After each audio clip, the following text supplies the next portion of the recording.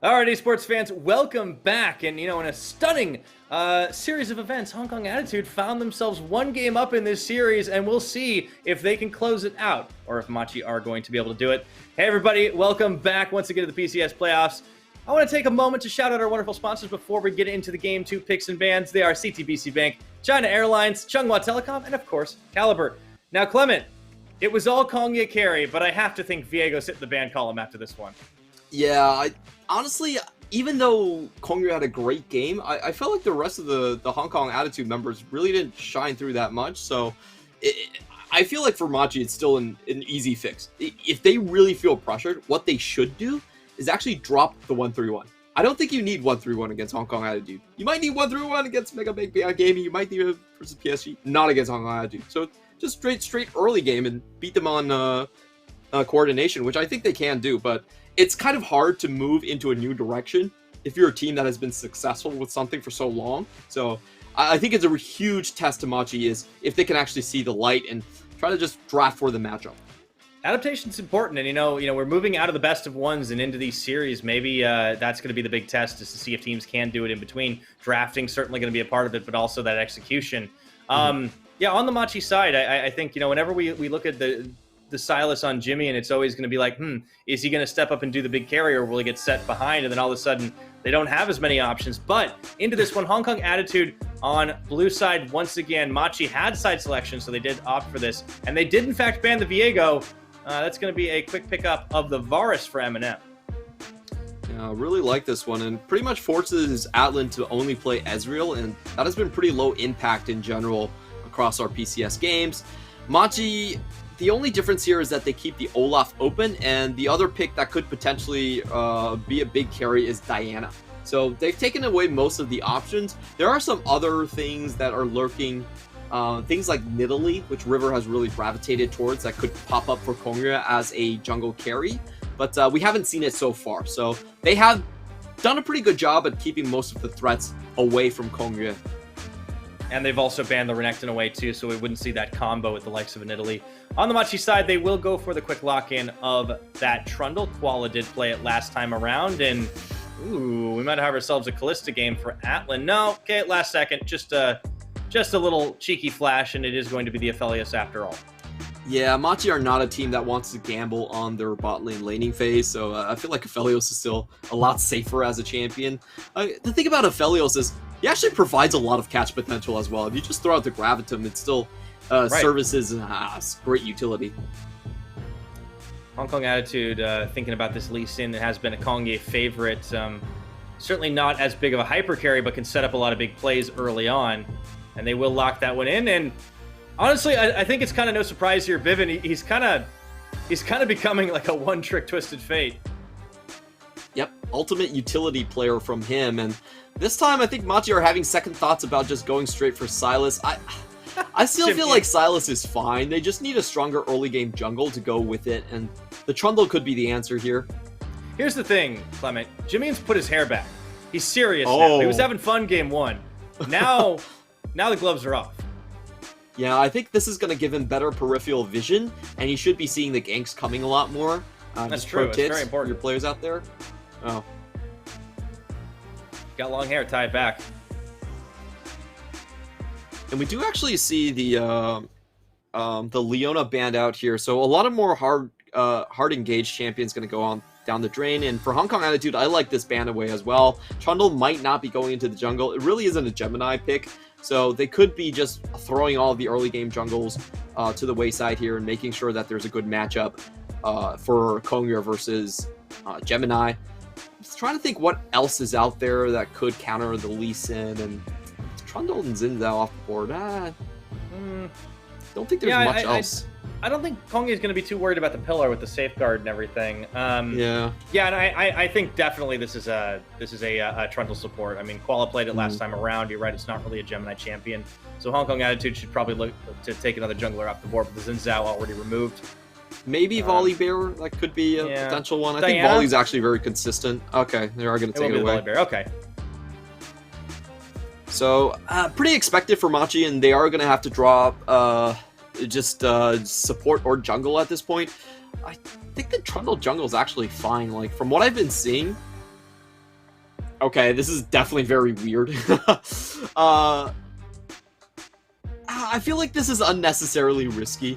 Like, they don't want to give the Camille to Rock. I can see that, but giving up the counter pick just feels so bad in this situation. Yeah, it is a little bit of an oddball choice here, and I wonder if Machi just kind of feeling like they're in an uncomfortable position here. Rock contemplating the old Gnar. It does tell me that Lee Kai probably doesn't have the Gangplank, which is also a pretty standard answer against Camille. Yeah, they're... Okay. I mean, this feels like a really... Oh, go ahead. A pretty scary catch comp, I wanted to say. I mean, you know, there's a pretty big wombo combo in there with just a lot of CC training in. If the Gnar can get the land and the wall shove on. Yeah, I'm not a huge fan of the Gnar, to be absolutely honest, as we do have a bit of a screen freeze on K's part. I was thinking maybe the draft had stopped, but it definitely is just K. We'll see what he locks in at the end. K.exe is loading. Please wait. Yeah. Gnar is very taxing on the team to get their timings and coordination correct. You need to, a lot of times the hardest part about Gnar is you actually need to leave a minion way for him to actually charge up his Gnar ball. And for me, that's an extra layer of coordination that I'm not sure Hong Kong Attitude really want to deal with. So despite, you know, giving up the counter pick, in terms of the results, Machi actually end up pretty okay here. They do have a strong catch combination with an artificial pillar that can help them in mid lane catches. We've seen that being done in the LPL before quite a few times. Is, you know, if the team is in the middle and there's no terrain, you can always just create terrain, get the hook shot that way. So very interesting combinations. I feel like this is a much stronger draft on the side of Hong Kong. I'm sorry, on the side of Machi compared to their Game 1 draft, because this time around they have a very clearly winning jungle matchup at least.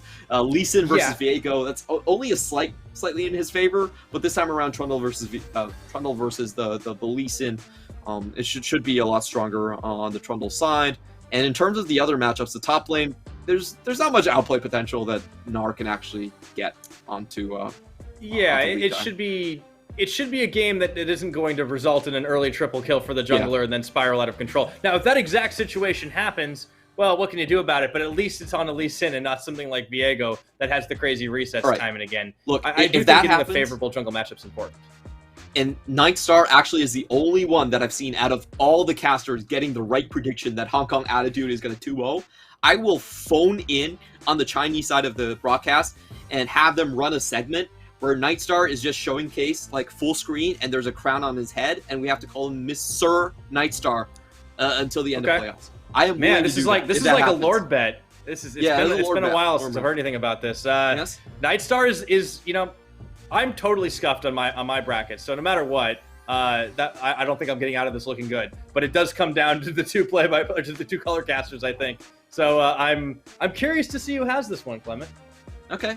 Look, if he wins, you know, he is Lord Nightstar, and you are Peon Pyra, and I am Chambermaid Clement. Like until the end of playoffs for that. So what's your preferred title if you win? If I win, man, do I even care about title? Look, I named myself Clement when my real name is Clement, which is like a big taboo if you're actually going for caster monk here. So I don't actually really care about naming that much. I'm thinking of something that would actually soothe my inflated ego, but I'll get back to you on that one. Yeah, look, there's lots of noble titles you could get, but you know, wheeling it back into the game itself from the compositions, it did seem like Machi, despite giving away that counter pick top, found something that seems easy enough to execute, and they're not too worried about what Hong Kong Attitude were bringing. You know, I wonder, Kongi fixating a lot on this Lee Sin does feel a little bit weird considering those big carry champions, like the Diana was still available. Do you think that was a bit of a misfire? I don't think you can run Diana in this meta without very strong early game lanes, and you're typically looking at Lucian plus Renekton if you want to run Diana. That's kind of the standard Renekton answer. was banned, so. Well, like maybe they could have dropped Lee Sin into the. What they could have done, and this is the way EDG drafts a lot, is they put Lee Sin mid lane and then they draft Diana. Lee Sin is a great flex; he can actually go mid lane a lot of times. But we have seen the Lee Sin come out for Bivin, and let's just say I was not very impressed. I was gonna say I'm thinking Lee Sin and Bivin, and I'm like, it's not peanut butter and jelly. You can't put these things together. No, I wasn't entirely sure. Like he has shown like he's just happy to play the Twisted Fate in any situation. I Yeah. do think that Hong Kong Attitude, they have one plan in mind most of the time. And when you practice and drill one game plan over and over again, you do get pretty darn good at it. So, I think Kongye may not be able to like get crazy resets or anything, but they can still play through him. They can still set this up. It does seem like the early game, once Lee Sin gets involved in the lanes, that should be kind of the go button there for that squad. And I'm wondering if those teleports aren't going to get pretty frequent use. A 5-0 Lee Sin is still going to win the game. Like, let's just put it that way. That's definitely still true. Like, Lee Sin can just full-on build Assassin, and he's just actually unstoppable from that point. So it's not completely out of the realm of possibility, but it rarely happens. So definitely, if you're just looking at the kit, he doesn't have the same amount of power as something like a Viego or a Gwen into the late game. And if you look at the comp from Hong Kong Attitude overall, I feel like this is a very fragile comp. There really isn't a lot of frontline. You have a Gnar and Twisted Fate, and then Lee Sin, and then your support. You have half a tank roughly there. Maybe more if Lee Sin builds super sustain. Yeah, I don't know. And by the way, for those of you wondering about the game, I do believe it is going to start soon. We are just going through the picks and bans once more because it did look like it broke right at the end there. So we'll be getting into that one as soon as we can. So thank you for bearing with us. I think Hong Kong Attitude, they are one game up. Even if they lose this one, they still have some time to change things around and adapt. Then they'll get side selection for themselves. Keeping in mind, they've been denied red side twice, which clearly has been the Machi favor. Despite their blue side propensity, they've wanted to keep Hong Kong Attitude on the back foot. Last game, that didn't matter, but you can't depend on Hongye just getting fed. I thought Hong Kong Attitude would have a side selection in game 2. I think it's the team that loses gets to pick it again. Oh, okay. Yeah, that makes a lot of sense. They should go on red side if they have side selection. So yeah, I think that line makes a lot of sense. But we'll see how they do. Overall, I still see Machi having much stronger comp at this one. If you think about the burst potential coming in from Machi members, Rakan with the quickness, you have Jimian that we saw him blow up Eminem from. Yeah, we didn't even talk about the Rakan. There's such serious engage right now, and Machi, they have a lot of options. They have a lot of utility. I always like when I see a Machi draft, it seems like they gives themselves multiple win conditions, I feel like this draft, they do contend a lot better with the early game. So that's, the Trundle was actually pretty smart overall because what we've seen from Trumbull is you can actually flex him into the top lane if needed if you get a blue side Tahm Kench. And Tahm Kench is one of the, Tahm Kench and Dr. Mundo are one of the most prominent blue side blind pick top laners. So if you can get Trundle to flex into that position later on, it's actually quite valuable. I do like the draft coming out, and they shored up the disadvantage of Trundle, which is he doesn't have a lot of great engages with the Rakan and the Camille later on. So they definitely have a very strong engage, and there's just at the speed at which they engage, I think is so fast that it's going to be very difficult for Hong Kong Attitude to manage a Gnar Rage Bar. So what I think Hong Kong Attitude actually have to do is they actually have to win from minute 1 to minute 0. And a great way to do that would be through that Braum level 1. We have seen a lot of shenanigans come through, especially on the top side. So should be paying close attention to that. I hope that Hong Kong Attitude use this to at least get a good level 1 and then try to snowball from that point. I don't really see a lot of chances in the late game for them to come out ahead. It's not a team that would be above a little bit of cheese. We'll see if they can pull that one off. And yeah, the question mark is how well Rock can play around that Narbar. Not a champion he's pulled out in the summer split, and we have had our fair share of them. Likai, even a couple as well, but certainly an interesting choice there, as we will be finally loading on to the Rift. Hong Kong Attitude looking to put this one away, but it won't be easy against the 3rd seed Machi Esports. We're going to be gunning for a game number 3. Did you know that the owner of Machi used to come from a hip-hop group called LA Boys? I did not. That is an interesting bit of trivia. Yeah, so their whole organization was actually started by a rapper. And they have a song called Where Are My Machis At? And what machi means in Taiwanese is, where are my friends at? Or basically kind of like dog in the hood. It has a close... Yeah. So the famous song goes like this. Yo, where my machis at? I sing that in English just so everyone can listen to that, but you're supposed to do that in a low growl, and that's kind of the team's chant. Whenever they go on stage, I remember working in the LMS, and they actually gave us rights to that song so we could play it in the playoffs. And it was really cool because everyone incredible. else, yeah, they got these anime songs for Flash Wolves. It's like really weeb stuff. This was for the walkout, right? Yeah, the walkout. And then comes Machi, where it's like a hard-hitting bass. You know, there's rapper bling on the sides, and there's confetti, and they just walk out like champions. I love rappers and esports. They go hand in hand really nicely. Machi hits different, man. I love it. All right, so no level 1 cheese, unfortunately, Clement. Doesn't come to pass. But, yeah, you know, maybe they'll be spitting some hot fire by the end of this. I always want to do that, like, whenever I try to cast, because I'm kind of a hip-hop head myself, but I will save that for later if Machi can come back into the series. Kongrea going to get an early start onto the bot side, just trying to gank Atlan and Koala. I think that's pretty normal most of the times. You don't really need much jungle attention on the top side, so he's not going to path toward that side. On the other hand, Gemini, as we talked about, pillar into the middle of the lane, very easy gank for Lee Kai, so you will be going top lane where he does have more gank pressure.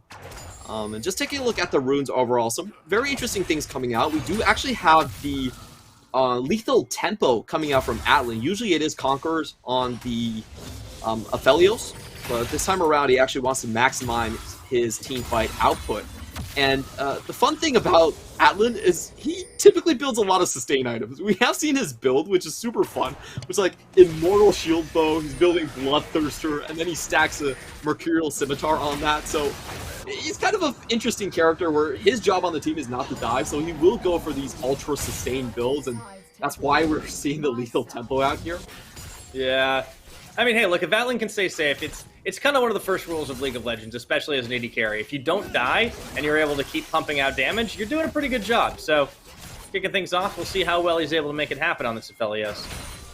Early on, certainly will be tracking both the junglers to see where the play ends up being. And, you know, same old matchup in the mid as we saw last time around. It does mean when level 6 hits, we are going to be looking at a couple of Destiny gates, most likely. Kongye comes in at level 3, immediately spotted on that ward. It's just gonna very well placed by Atlan Koala. I do like the run coming in from Bivin as well, just trying to back up his jungler. And both times we have seen the minion dematerializer being used early on, so you know there's nothing you can do against this Twisted Fate when he wants to leave lane early. You just have to play a little bit safer. Meanwhile, on the top side, we are seeing you know, Rock just playing pretty safe as well, holding the wave close to his side of the tower. Did I get it back? Ganked. Bivin should be able to walk away from this. Wait a minute, actually has to burn flash, and he's gone. Oh boy. That was such a late flash. Why, Bivin? Just flash, come on, man. I think he greeted. He was trying to hold on to it, thinking he could walk away. That was so ridiculous. Like, did you see Gemini got the full proc on PTA before Bivin decided to flash? That's kind of inexcusable. Yeah, matchup's already going a little bit different. Thing. That was so weird. And the crazy thing is, Machi didn't even have to flash. Like, Machi just straight up walked up and killed him. Like, that's what you call value. That's a value trade right there. Yeah, it's kind of hard, painful to see that. You know, it's just definitely inexperience coming in from Bivin, and he does have to pay the price for that. G-Man might be unleashed a little bit earlier. Very critically, what that kill does mean for G-Man is there's a slight chance he might be able to overtake the EXP and actually get the first Destiny gate before the TF does. You were calling that last time around, and you know that can be a little disorienting, a little confusing sometimes when you're you know, if you're not taking a close enough look, you can expect that your mid laner is the one coming, and then all of a sudden, uh-oh, wait a minute, that's not who I thought was coming out of the Destiny gate. Yeah, could definitely happen here. Gemini now starting to take control of the entire river. This is because G-Man at this point does have Boots 2, is able to leave lane. There's no flash on Bivin, so he can't follow at this point. And Machi doing a very quick snowball. I love the thing about Machi is that they actually play with a very good sequencing. Like, they're not just individually good in lane and solos. As a team, they actually play very tightly. Good placement of the pillar, trying to prevent any possibility of a steal. However, the Destiny Gate will be coming through. Stopped. Wait a second, he can't go, though. Bivin's actually just full-on blocked by Jimian. Yeah, really good at Duck coming in here. Gemini should not be able to walk up against this, so he is going to back out. We do have a flash being burned by Atlan, and that's pretty much the biggest expense that Machi paid for that Drake. Totally worth it, though. I mean, you got yourself the first Infernal of the game, or rather the Infernal of the game. And for Machi, you know, they have a slight goal deficit at the moment just on farm differential, but that's not going to last too much longer. Teleport actually being expended quickly by Likai to come right back into lane. And Rock will be walking out of this one.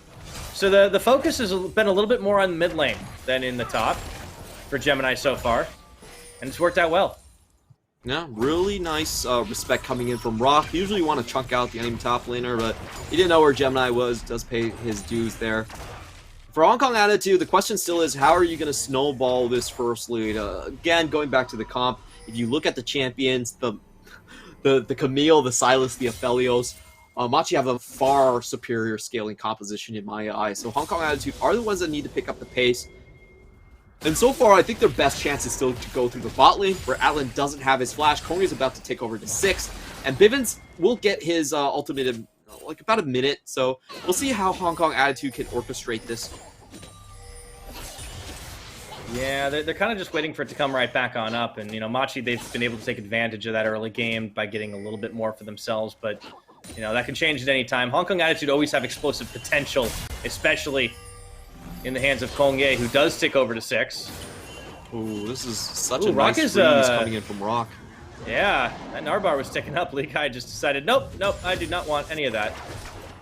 Ooh, this is pretty rough for Likai. I don't know how the lane got into this state, but it's definitely very unfavorable for him. He's not wearing any boots against boost 2 from the Gnar, so he could just get chased down here. Just coming just in time into the jungle to see Kong Ye finishing off the blue buff. But yeah, a little bit rough for Likai right now. And you know, Likai has had a pretty quiet series. In all honesty, that Fiora just did not get rolling last time around. And, you know, coming into today, I was looking at some of the top lane matchups, and I just kind of thought, all right, well, Likai versus Rock, that's going to look really good for Likai personally. But Rock has kind of been doing a great job outplaying him. However, the turnabout is fair play. As Rock a little bit low, the pillar, the flash, the chomp, and Gemini with the second kill. Assist on Likai.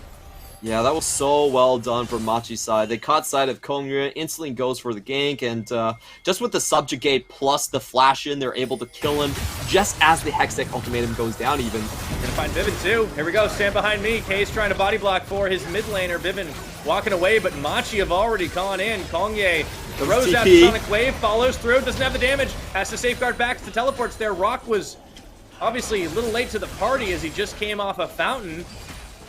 Yeah, really nicely done by Jimmy, and is able to get on the other side of Kongye, so Dragon's Rage not really a viable option there, and they do get the teleport from Rock as well.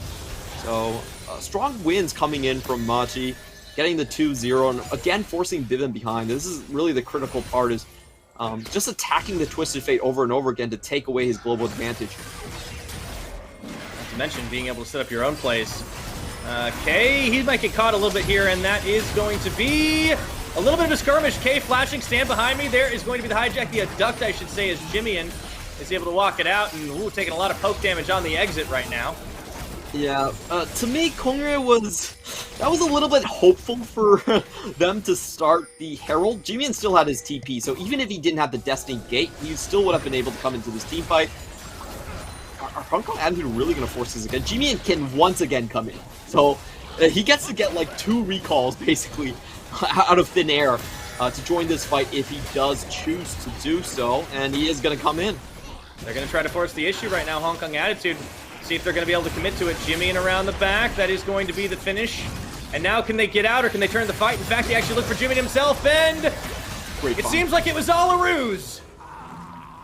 Yeah, a bit of indecision from Machi. If they wanted to do that play, they actually needed to close in, and I felt like they should have went in harder, because you still have Gemini with Subjugate, full combat stats, and from backing out on the right side, they actually just condemned Jimian to death. Like, there's nothing Jimian can do there if the enemy team just flies on him instead. So, a little bit perplexing. I felt like Machi did not choreograph very well what they were aiming to do there, and they just sort of backed out and accepted the L without any clear reason. Yeah, a little bit of a head scratcher for sure. Now, the timing does mean that they can pick themselves up this Ocean Drake, but Hong Kong Attitude, you know, they very quickly turn that Rift Herald take in the fight into a 2-plate take up top, and 1,000 gold lead right now. Don't have the dragons, but that's okay. Looks like we're going to be getting a Cloud Soul this game, though. Yeah, this is huge for multiple members on Hong Kong Attitude's part. You could see that M&M is already off to a very strong CS lead because Machi did rotate their entire bot lane a little bit earlier. And on the other side, Rock is getting pretty far ahead. This is one of those matchups, if Nar stays ahead, he can actually become the split pusher and put pressure on Camille instead. It's one of the few matchups where Camille can feel threatened, even into the late game, if Nar keeps his lead so far. And I think this will change dynamics. This is one of those team comps. If you have side lane pressure, then Twisted Fate gets a lot more room to find those ganks all across the map. And you never know. They can open up at any time it's available. Not off cooldown just yet. Koala? There's a lot of pings. They actually want to go into Koala. Oh, they might collapse on him. Nope, he's able to battle dance away. And that's going to be it. Okay. Very slippery team, this Machi squad. It was pretty damn risky for Koala to go in like that. Kongyue could still kick him back if he wanted to. Definitely not recommended for you to go in there. I think they did spot out Kongyue on the red buff, so that's why they thought they had a pretty good idea where Lee Sin was. In the end, no harm, no foul. No foul, no... Is it? Oh yeah, no harm, no foul. Sometimes they get mixed Honestly, up it kind of works ideas. both ways. True. Doesn't really matter, does it? You might have coined a new phrase, Clement. Ah, thanks for making me look smart. Hey man, that's rule number one. First time I ever cast a game, the guy sat down next to me and just said, hey, your job is to make the other guy look good. And if he does the same for you, then everybody looks smart. A little peek behind the curtain for all y'all. Got tears streaming down my face, Pyro. That was so touching. Well, you know what, man? That's what we do. We support each other. Us casters gotta stick together. Yeah, let's go. Okay, I'm calling out the bet with Nightstar. I'm not calling myself weird names from this point onward, but... Okay, well, I mean, he can get the nobility if he wants, you know? That's okay. Yeah. This is kind of weird from Hong Kong Attitude because they're hard sacking their bot lane, but I'm not sure why they're doing this. There's no objectives top. And Machi are so well warded, I don't think they can find a Twisted Fate play anyway, so they just kind of gave up on 2 plates on the bot side. There have been a number of weird decisions in both series today, to be honest. I feel like maybe there's something in the water. Yeah, that was... yeah, I'm just not sure what they were trying to do for. Well, you know, kudos to Machi. They do have pink wards along the river at very key locations in the single brush over here, as we see. Yeah, it was just kind of a weird roam that we saw from K, just giving up over gold to Machi. So even though Machi has, they have lost on the previous skirmish, you know, still holding pretty up okay in terms of the gold, and they even have multiple objectives too. So yeah, all in all, like Machi are pretty okay with the situation. Well, the game slowed down a little bit, which I think in terms of, you know, what they want to do might favor them a little bit right now. You know, you want to avoid the situation you ran into last time with Kongyue just getting off to a flying start, and you know, he has been denied. Oh, Bivin on this ward. I was thinking for a second Jibian might make a play, but he didn't have any backup. They're just content to watch this one. As you mentioned, it's a slower game, and Machi's okay with that right now. Yeah, I do expect Machi to really explode in the team fights. The previous one was pretty weird from them. But I don't expect them to have the same issues this time around. We are heading very close into the next Rift Herald. It will be a split objective position, which, you know, coming into this... got the gate. Oh, here we go. His Narbar, he could be interrupted here. That's going to be the Hextech Ultimatum. I think we've seen this one before. They can go for this. Yes, up to the top. It's actually going to be Bivin turning around. Rock, he's got the big house to chuck, and that is going to be Lee Kai forced away. Meanwhile, Jimmy and Koala forced to get out of there too. On 2 fronts, Hong Kong Attitude getting the outplay. Yeah, getting just completely beaten back. Machi, way too hard force of a play on Rock. He had his flash, held onto it, and he was very close to Meganar on that gank, so didn't really think that one was going to work out. On the flip side, the 2v2 from the mid lane actually losing, that does send alarm bells in my mind, as you know, you really expect the soul lane or the mid lane to be able to fight against the jungler, but not the case, as Kongyue did find himself on the map with the mythic advantage and able to outduel this one. So we'll watch this one again.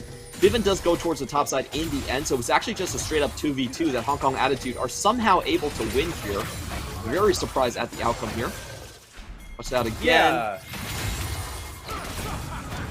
That's just, should just be Kongyue coming in here. Kongyue at this point does have his Board Drinker, So G-Man can't really stand up to him just with the damage. Nearly gets the burst kill. Wow. G-Man, if not for this Kingslayer, would just have died here. Holy moly. Yeah, you know, Hong Kong Attitude, they're really scrapping right now, and it's honestly kind of surprising nobody went down in either of those sides, and this is going to be Hong Kong Attitude actually starting up on this Cloud Dragon. Would certainly ruin the Machi game plans of trying to get that early soul, but they're not going to give it away for free. There's going to be a teleport into the backside. This could be dangerous here as they keep themselves focused on it. Machi, the trap snaps shut. Dragon is secured, but what will the cost be as K goes golden for just a second? Eminem down already. There's onto the gold card. They did manage to take out Eminem already, so a lot of sustained damage already gone, and they're trapped in the pit. Viven might be sacrificed, and I think he will. But two are going to get out. Two traded, or are they, as Lee Kai is on top of Rock right now. Just forcing back. The quickness is on. The hop can't really get anywhere, and he has absolutely no Narvar to speak of as he's caught behind the pillar. In goes Kongye, out goes Kongye. Another stun. Lee Kai, they're looking for more. They're not done yet. Oh, that was terrible positioning from Hong Kong Attitude. I don't really think you can funnel yourself like that. It was a perfect concave on Machi's end. They were coming from all angles, and critically, Rock was not in place in that team fight. He did have a pretty good Mega Narvar, if you see here, but he's actually sectioned off on the other side of the field. It's Jimmy and Lee Kai, excuse me, that comes in a lot faster, and there's no escape strategy for Hong Kong Attitude. So yeah, you might have taken up the Drake, but you're not really playing for Drake stack anyway. Machi gets the easy cleanup. Eminem without... He had to use his flash there and still dies inside the pit. There's nowhere to go for the rest of these members. Like, this is just a sitting duck here, so... I question Hong Kong Attitude's decision to try and rush this Drake. I feel like giving over a three-man snowball is probably not worth it for one Drake. No, probably not. That was a little bit weird. Checking back in with live, we're going to be seeing Hong Kong Attitude picking up on the timing, another Rift Herald, but you know, they used it up top last time to push a couple of plates. It looks like they're going to try to finish the job now. Lee Kai, he knows better than to really try to contest against this, so he's just going to walk away. Yeah, I felt like in that play, if Hong Kong Attitude really wanted to do that, Rock actually need to preemptively teleport towards the bottom side. Like, you have to pick one side. You can't have top lane greeting for a wave while, you know, not being in position for the retreat on Machi. And honestly, Machi do get away with murder here. Like, it's not like they're playing for the Drake stack anyway. I don't think Cloud Soul is particularly important for either team, to be absolutely honest. So, you know, just getting the kills for Machi feels really nice and gives them another cushion where they can continue to farm up. This Trundle's starting to become a bit of a problem, I think, for the Hong Kong Attitude side. Like, you know, he's big enough. He can steal a lot of stats while Jimmy steals the ultimate, so it does feel like Machi can kind of play the pick game themselves, and Trundle can just frontline pretty much for days. Yeah, I think this is just a pretty big draft difference, honestly. Like, there is no one tanking on Hong Kong Attitude. Hong Kong Attitude are going to try to get a kill, though, but there's the tag in into the stun. Koala's there. He does get knocked up, but where's the follow-up damage? Meanwhile, Jimmy on the side, he's totally safe. Again, even if Hong Kong Attitude do get a catch, they don't have the damage to finish before their CC runs out, and it's also... They're contesting against a very slippery Machi squad. We'll see if Jimmy's able to get out of this one right now. They've been walking through with the gold card. He's not going to be able to find him. Really nicely done here by G-Man. Able to get out of dodge quite easily, actually.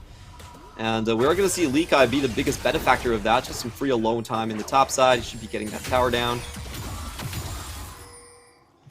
Where is Rock on this play? Huh. Now the rotation's not working out for Hong Kong Attitude here, and Viven might be in danger. Yeah, I think he gets rooted down, and double chains there as he just keeps going forward. The big Gnar ultimate, and just with a bit of swagger, Jimmy gets himself a solo kill. Pretty decent pickup here. He is going to just continue to push in. Hong Kong Attitude are forced to make a pretty hard play onto the top side, but Machi are going for even more. I love this idea. Yeah, Eminem's caught. There's no way he's getting out of this one alive. And this starts to look like Machi Gang Squad. There's going to be Koala. Stopped for just a second, but he's able to get out of there. Chains of Corruption already ended, knocking down the mid lane turret, and they can keep going for more. Meanwhile, Lee Kai on the backside comes flying in from jungle, scaring the daylights out of Rock. That was such an interesting play for Machi because you could tell that they had one member in the bot side showing on the minion wave, and that's just a 4v4 in the top side, but they're still willing to do some risky execution. Gemini comes in from the left, make sure there's no one there. You get an easy pick on Eminem without the flash. And, you know, that's just a continuation of the play from the previous Drake fight where Eminem was forced to flash early and still died inside the pit. So now Machi are pretty strong full control. I had scrubbed that one from my memory, Clement, but it came back. Oh, just the flash, the insta-die. It always feels bad, man, when you hold just a little bit too long and then, oh, well, you die anyways. You know, you just get absolutely nothing out of it. Kongye and K, they were trying to get a bit of a death rush, but unfortunately they get collapsed upon, and oh boy, the quickness, the chase. Kongye going to get deleted, and Machi just in full control. I think we are going to have both series go the distance tonight. I'm not sure what happened to Hong Kong Attitude because they saw the pink ward. They just didn't expect anyone there, I guess. So, what? They were clearly standing on the ward. I don't know. That was a little bit perplexing for me. Maybe I think I got it. I think I can sum up the decision-making process. Okay, please. I'll even do it in one word. Huh? Yeah, I don't know either, man. That was like, it seems like they're just completely heedless at the moment, and they're just gonna trade this Cloud for Baron. I'm not seeing things right. They were standing right on top of. No, you're right. Like, yeah, I don't get it. Okay, that's. I did that thing like, you know, in cartoons when like something weird happens and like the character rubs their eyes and then they look again and it's gone. Except it was still there. Yeah, very interesting play from Hong Kong Attitude. I guess they were acting as bait, maybe. That's probably my best explanation. As the rest of Hong Kong Attitude were pretty close, but I guess they just didn't expect to die that quickly. So. Yeah, I mean, they are very far behind, right? It's a 5,000 gold lead. Baron buff now on for Machi, you know. This team, I think they kind of fell into the Kongye trap last time around. They didn't allow him to do it this time around on the Lee Sin. They banned a big hyper carry in the form of Viego. Also, I want to give a lot of credit to Jimmy and Gemini this game because they've really shown up. For sure. You know, Gemini early on the skirmishes, but Jimmy and also just very, very crucial usage of hijacked ultimates, and I don't think we really got to see him do that much last time around. He just didn't have the damage and therefore didn't have the ratios to pull it off, but now he's a side lane terror. Yeah, there's so many different ultimates that he can use at this point. He has full engage with the Everfrost coming in, and you know, you could take Glacial Prison, you could take Chains of Corruption. All of them are actually pretty decent options. Like, even Chains of Corruption has a good AP ratio, as we see the engage. I think he might have just been going for the vision right now. Not actually going anywhere is Bivin. Oh, no, he goes back to bottom lane, in fact. But this is just a siege on two fronts, and look at what Rock is doing. He's trying to push out top turret, but while this is all happening, Machi are closing the trap on mid and bot. Yeah, this is the problem with Gnar, really. Like, we have only seen one Mega Gnar being used, and it was in a situation where he was trying to play in lane still. So no teamfight Gnar is really showing up anywhere. As I say that, oh my god, Leakai buffers the effect and gets out. That was beautiful. And by the way, I want to correct you, Clement. There was one other sick Mega Gnar. The problem for Hong Kong Attitude is it was Jimmyans. Oh, yeah. And speaking of, I think he's gonna go in again. Oh, that's a two-man! How about that? Looking for the quickness combination, the kickback from Lee Sin. Not gonna be enough to even take down Koala and Jimmy, and he just pops on the Zanyas, dusts off the damage like it was nothing. Still gets out. It's pretty good defense on Hong Kong Attitude's side, though. They do get the HP bars low, so they will hold on to their inhibitor. Machi at this point already staring at an 8,000 gold lead. Please, Machi, do it for me, if not for yourself. Please do not let me call Nightstar Lord Nightstar until the end of playoffs. So you opted into this, on you man. guys. I did, because that's how confident I am. I gotta show my colors, okay? Well, like I said, my predictions are already scuffed, so I'm just along for the ride at this point. One of you two will be nobility, and I've pretty much just made my peace with that. Oh, no boy, Siege coming in. Machi's definitely going to take this to a game 3, it's looking like right now. However, Bivin, he goes golden without using the gold card. That is not how you do the Messiah, unfortunately. Machi going to turn the heat on right now as they go in. Jimmy and this time, and it's going to be Kanye just Goomba stomped into the ground, following through, and you know what? Forget the inhibitor. I think they're just going straight for the kills. I don't know if it'll end right here, but it's certainly going to be very close to it. Yeah, gonna be a full 5v2 defend, and honestly, it was a bit of a half-hearted attempt from Hong Kong Attitude. I felt like they needed to go much deeper than that. Machi, Atlan able to walk out without even using his flash on the prior play, so kind of confusing about that one. Machi are just gonna clean up. All right, well, yeah, not much they can do. Machi going to take this one to a game number 3 at 26.5 minutes, and well, game 1 certainly was a wash for them. This time, they cleaned up. No Viegos, no problems for Machi in this one. They do draft a much stronger early game jungle in the Trundle and have maintained pretty much the same lanes, still scaling lanes. But you can see just the difference of that one pick did make. You know, Lee Sin did find some early assists and skirmishes that went his way, but the power level is just so different compared to the Viego pick, and he could honestly just never get going. Yeah, it's kind of night and day, but also I think the focus there and really just setting up early plays.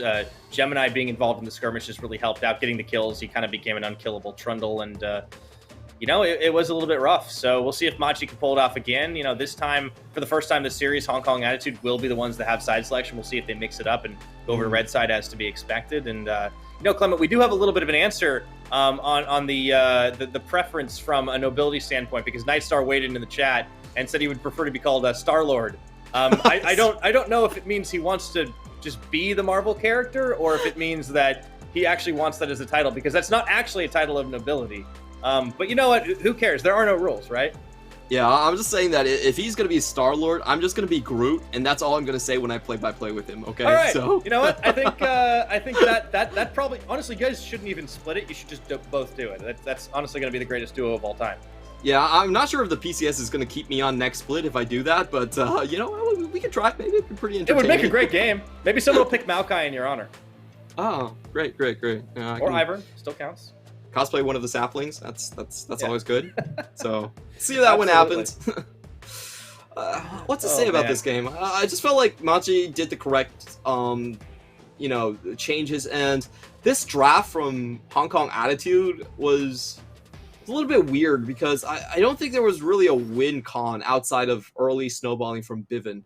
And that's not really where you want to be if you're Hong Kong Attitude. I'm a little bit surprised that they didn't try to shift the Lee Sin mid and go for Lee Sin Diana. That's also a very popular composition, but maybe, yeah, to me it just seems like they don't play it, maybe. And that's a bit of an issue, right? If you can't flex that around, it's kind of a glaring weakness. So then you lock yourself in a little bit early, and you sort of telegraph to your opponents what you're going to do. And you know, I mean, Machi read that draft like a book and were able to respond well. This next time, you know, if it mixes up over to red side, which I think it will, you know, maybe they can give themselves a bit better power pick. We can see, you know, maybe for once Rock will get a matchup he's going to be liking a little better. I mean, he did actually have a counter pick in the top side. At least it seemed like that. There might have been some flex potential, but then he opts into this Gnar, and you're right. It didn't really do that much. There have been a couple of Gnars in the PCS this split that have like looked actually surprisingly good from some clutch plays, because there is a high ceiling there, but it just didn't really do much. And honestly, the most impactful Gnar ultimates came out of Jimmy, so what are you going to do? Yeah, I don't really like the Gnar in this team composition, because when you're playing Gnar, it's much more about actually playing team fight all the time, and that's when your Mega Gnar actually helps out. So we see Gnar working a lot better, I feel like, in front-to-back compositions where you have something like an Aphelios or a front line that's just trying to disengage from their back line. I feel like that's the best setting for Gnar, and unfortunately, we didn't really get that. We had a pick comp, which means you have very small windows to actually use the Mega Gnar, and this never really came into fruition. I will give Rock his due, though. He did keep Lee Kai down, and that's a very important thing. We thought coming into this match, like, Lee Kai was going to get a bit of a lead. Did not happen any of these games. Going to game 3 with counterpick for Rock, he might be able to make something happen. But to no surprises here, G-Man is going to pick up the MVP 3-1 and 6. Did a great job on just controlling Bivin early game, and he was critical in those engages in the later half to close out the deal. Yeah, really excellent use of hijack. Honestly, just it shows what a Sylas can do. There's so much upside to this champion when there are a lot of great ultimates on the enemy's team, and Jimmy is such a skilled player. that when he does get unleashed, when he does get off to a rolling start, that had a lot of gold in his pocket, he's able to pull off some amazing things. So congratulations to him. We'll see if Machi can close it out, or will Hong Kong Attitude fire back to take the win right after this.